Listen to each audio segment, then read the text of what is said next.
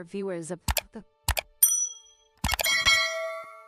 Dear friends, for astronomy enthusiasts, the simplest way to express love for the celestial bodies in the sky is to quietly observe them every night.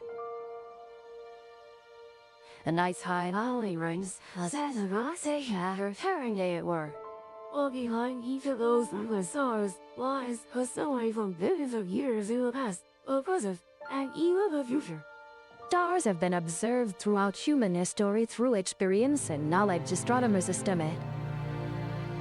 The total number of stars is discovered in the universe is about a billion stars, with countless types of stars having different characteristics among them. Red-giant stars are one of the most noticed types simply due to their enormous size.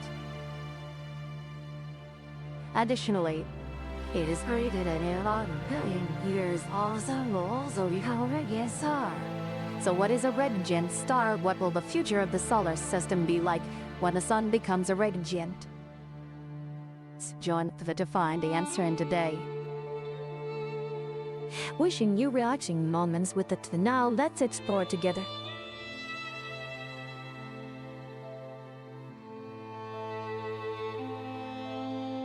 Stars are defined as spheres of plasma in light and in their shape due to the effect of gravity. The closest star to us is the Sun. It is the only star in the solar system providing light and heat warmth to the planets, including our Earth. For our classification, we can emit light and maintain shape due to the effect of gravity. For our classification, we can emit light and maintain shape due to the effect of gravity, such as temperature, color, light spectrum, or size. But mainly in scientific research, astronomers distinguish stars by their spectrum. Among them, they are divided into different spectral types respectively, above the spectral classes. They correspond to colors from blue to red. Additionally, spectral classes also indicate decreasing surface temperatures. Therefore, if a star has a spectral class of O, it will be much hotter than a star with a spectral class of M. In today's video, we will explore the nature of red-giant stars. If following the spectral classes above, red-giant stars will have a spectral class of being one of the stars with the lowest surface temperatures in the universe. But conversely, their size is usually very large because they are all stars at the end of their stellar evolution stage. When entering the final stage of stellar evolution, the outer shell expands, causing the radius to increase tens or even hundreds of times the radius of the star during the main sequence stage. Since stars are born in the universe, they continuously convert hydrogen into helium in their cores through nuclear fusion reactions. For newly formed young stars, the larger their mass, the faster their main sequence stage, and the stronger the nuclear fusion reactions in the core. Therefore, generally, stars with large mass have much shorter lifespans compared to stars with small or medium mass. When nuclear fusion reactions in the core are maintained steadily, their pressure balances with the star's own gravity, keeping the star stable when in equilibrium. But towards the end of their life, nuclear fusion reaches in the core gradually decrease. At that point, the star's gravity gradually overcomes the pressure from nuclear fusion reactions in the core, causing the star to compress.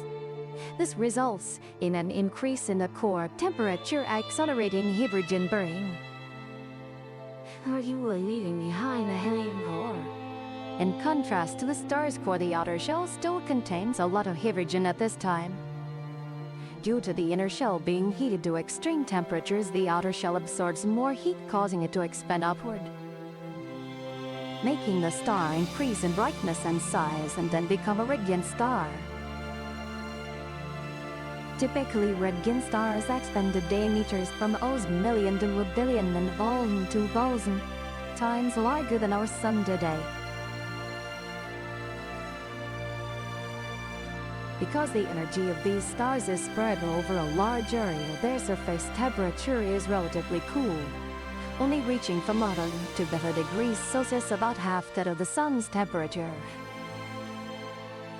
This temperature change causes the stars to shine in the redder part of the spectrum, leading to the name radiant star. Of course, at this time, most of them exhibit a spectral plasm. Let's transform infrared so the stars life will not equal. When the core of the radiant star contracts further, nuclear fusion regions in the core weaken, allowing gravity to completely dominate. That will be the moment of the star's collapse. That event can end in a supernova, creating a neutron star or a black hole. And it might not go through a supernova, only leaving behind a white dwarf and a nebula. This greatly depends on the mass of the star's core before collapse. That is the life cycle of a radiant star. Genesis create a awesome towards the end of its life will also send how radiant star.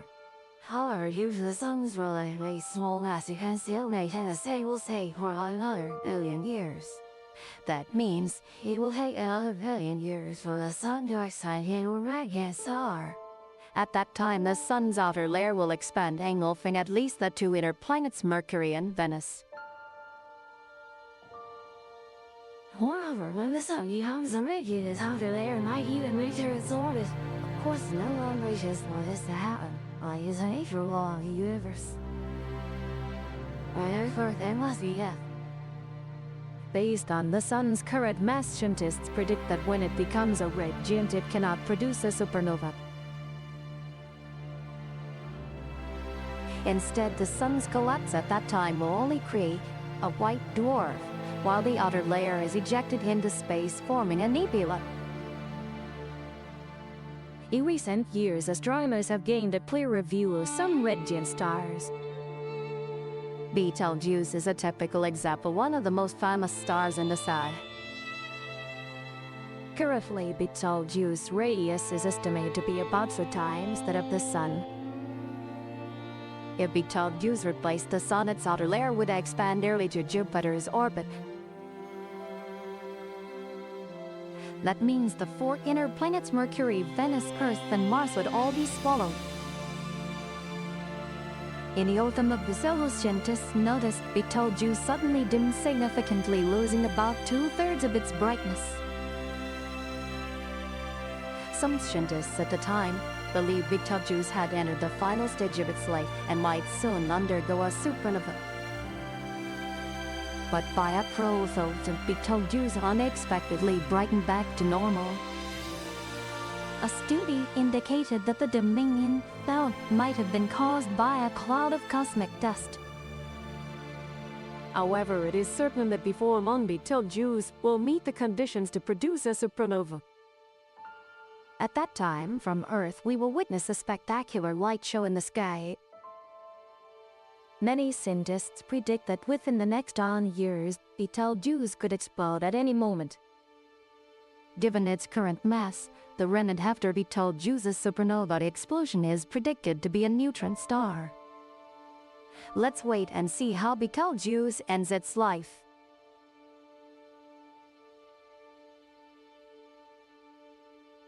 So to date, and you have explored the truth about radiant stars. Wishing you all a enjoyable value view. Now please choose the video on the left or right of the screen to join. It's been unraveling the mysteries of the universe. See you in the next videos. Goodbye.